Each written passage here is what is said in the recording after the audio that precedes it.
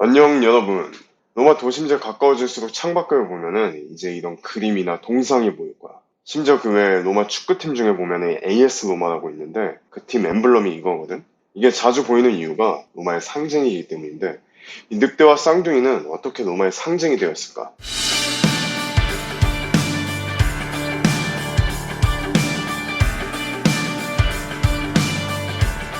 저번 10분 여행에서는 돌아가신 아버지를 만나 새 땅에 대한 확신을 얻고 온 아이네아스의 저승 탐험 이야기를 해봤지. 그리고는 라티움으로 돌아와서 새 출발을 하기 위해서 라티누스 족장의 딸과 결혼을 하려고 하니까 갑자기 라티누스가 잠깐 할 말이 있다고 하네. 사실 라티누스의 딸 라비니아는 투르누스라는 약혼남이 이미 있어가지고 결혼을 하려면 그랑 파혼을 먼저 해야 한다는 거야. 아니 그럼 왜 지금 말하냐고 당황을 하고 있는데 이미 소식을 듣고 열받은 트루누스가 쳐들어와. 이게 트루누스 입장에서 어이가 없지. 우리 듣도 보도 못한 트로이라는 곳에서 온 외부인이 갑자기 자기 약혼녀랑 결혼을 한다고 하니까 아이네아스도 이제 그런 부분이 불편해가지고 말로 어떻게 해결을 해보려고 하는데 이미 잔뜩 열이 받은 트루누스가 이 트로이 출신들을 모두 몰아내자면서 자신의 병사들이 데리고 쳐들어와가지고 수많은 희생자가 발생을 하게 돼. 그 과정에서 투르누스가 아이네아스의 어린 아들 팔라스를 죽이게 돼. 이렇게 아내, 아버지, 아들까지 모두를 잃은 아이네아스는 자기 아들의 작은 칼을 전리품으로 허리에 두르는 투르누스를 보고 분노를 참지 못하고 쫓아가서 죽인 다음에 아들의 복수를 하고 전투를 끝내.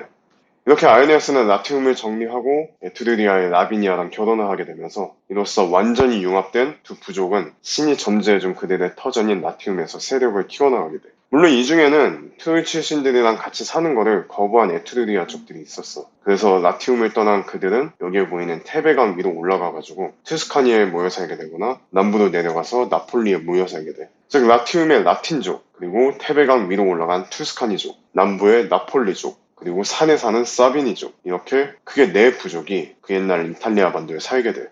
시간이 흘러서 아에네아스랑 라티누스는 세상을 떠나고 라틴족의 후손들인 인구수가 늘어남에 따라 식수랑 농업수 문제를 해결하기 위해 가지고 여기 알바론가라는 호수를 중심으로 모여 살게 돼. 그렇게 라틴족은 물이 풍부한 알바론가를 중심으로 평화롭게 모여 살다가 누미토르 왕 통치 시대 때 쿠데타가 일어나. 왕의 동생 아물리우스라는 애가 있는데 걔가 반란을 일으켜가지고 왕위를 빼앗고 자기 형 누미토르를 라티움의 저 어디 멀리 구석진 곳에 목장으로 유배를 보내는 사건이 발생을 하는데 이렇게 새 왕이 된 아물리우스는 형의 계보를 끊기 위해서 이제 조카들을 모두 죽여. 혹시 모르잖아. 이제 나중에 형의 아들들이 복수를 하러 올 수가 있으니까.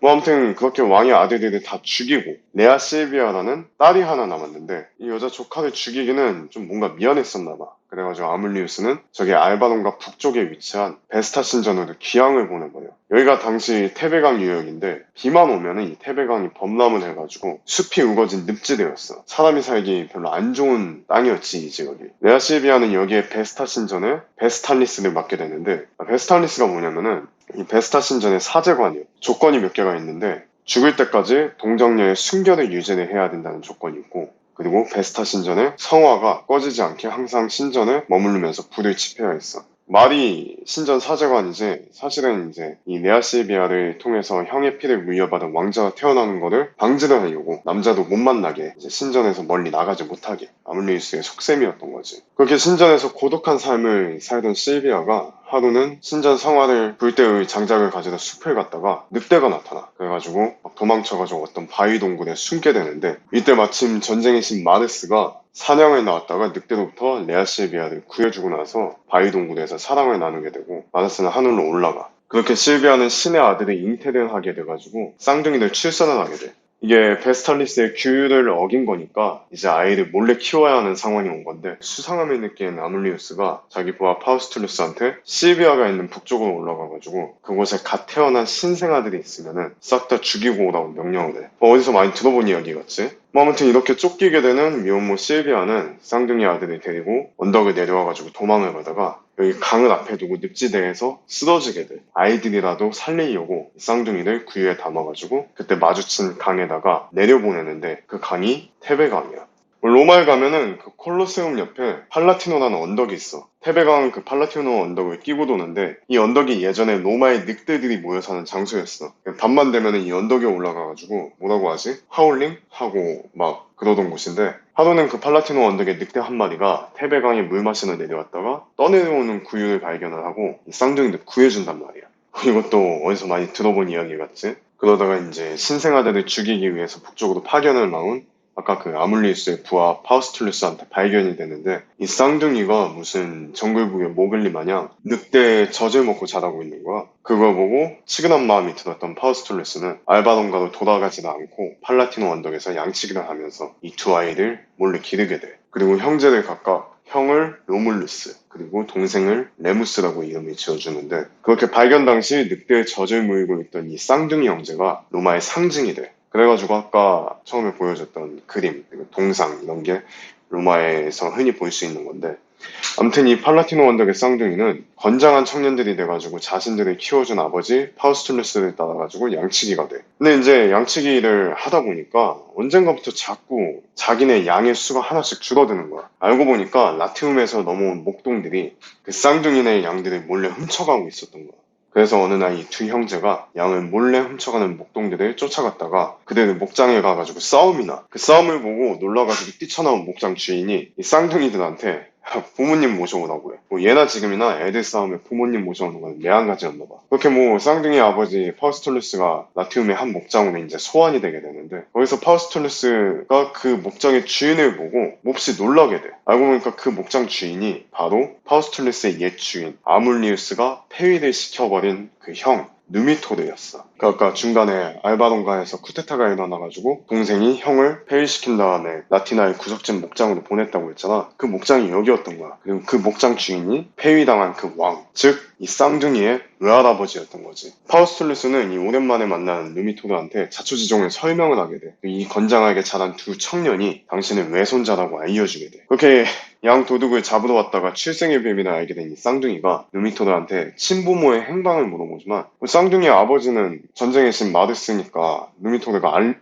리가 없고 레아 실비아는 누미토르의 딸이지만 사제간의 계율을 깨트렸다는 이유로 아물리우스한테 사형을 당했다고 이제 얘기를 해준 거야. 로물루스 레무스 쌍둥이는 엄마의 복수를 하기로 결심을 하고 외할아버지 누미토르는 자기 목장의 목동들이랑 재산을 나누어주면서 너네는 위대하신 아이네아스의 후손이자 마르스의 아들들이니까 신의 뜻을 따라가지고 큰 뜻을 꼭 이루라고 해. 그러니까 뭐 결과적으로 자기 동생 아물리우스 좀 쫓아내라는 소리지. 그렇게 다시 만난 외할아버지의 물심양면으로 쌍둥이는 병사들을 모아가지고 아물리우스가 다스리는 알바론가로 쳐들어가. 그리고 아물리우스를 죽이고 다시 외할아버지 누미토르한테 알바론가의 왕위를 물려주게 돼. 그렇게 양차제도 라티움까지 갔다가 외할아버지도 되찾고 외할아버지한테 왕의 자리까지 되찾아주고 테베강의 늪지대로 다시 돌아온 쌍둥이는 이제 전쟁을 몇 번 해보다 보니까 자신감이 생겼는지 자 우리 선조 아에네아스가 받은 신의 계시를 따라서 우리도 나라를 세우자고 해.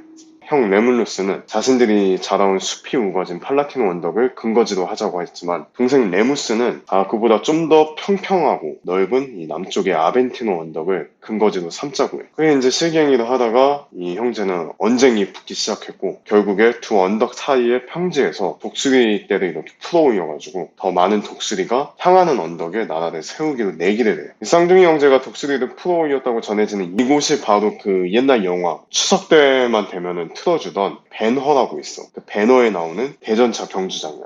그걸 보면 이제 전차 타고 막 이제 경주하는 씬이 나오는데 뭐 아무튼 독수리를 풀어주니까 레무스의 아벤티노 언덕으로 처음에 6마리의 독수리가 먼저 날아갔지만 좀 더 숲이 우거진 팔라티노 언덕으로는 12마리의 독수리가 날아가게 되면서 형 로물루스가 내기에서 이기게 돼.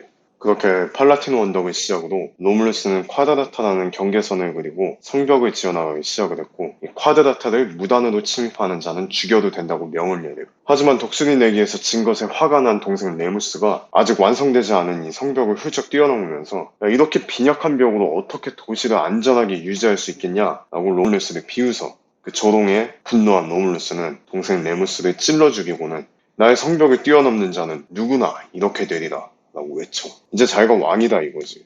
그 무렵 외할아버지 누미토르도 세상을 떠나게 되고 이제 그렇게 외할아버지의 땅이었던 알바론가가 있는 선조들의 첫 정착지 라티움까지 물려받게 된 로물루스는 기원전 753년 4월 21일, 지금 현재 로마의 건국기념일인데 이날에 자신을 따르는 3,000명의 청년들과 함께 테베강이 지나는 팔라티노 언덕에 자신의 이름 로물루스를 딴 로마라는 도시를 세우고 그렇게 로마의 역사가 시작을 하게 돼.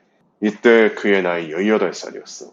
18살에 나라를 세울 수가 있나? 뭐 아무튼 로물루스는 이제 자신에게 팔라티노 언덕에 점지해둔 독수리를 자신을 상징하는 새로 삼고 팔라티노 언덕에서 자신을 키워준 늑대를 자신을 상징하는 동물로 삼아 그리고 자신을 전쟁의 신 마르스의 아들이라고 자청을 하면서 로마의 수호신으로 마르스를 숭배하기 시작해. 그렇게 자신의 신 유피테르의 선택을 받은 아에네아스의 직속 후손이자 마르스의 아들인 반신의 존재로 부각을 시키면서 로마의 지도자로서의 입지를 굳히게 돼. 이렇게 아에네아스의 트로이 탈출로부터 라티움 정착, 그리고 그의 후손이자 마르스의 아들인 로물루스가 알바 동고를 되찾고 로마를 세우는 이야기까지 해봤는데 로물루스가 막상 3,000명의 청년들이랑 같이 로마를 세우고 나니까 다들 아무도 짝이 없네.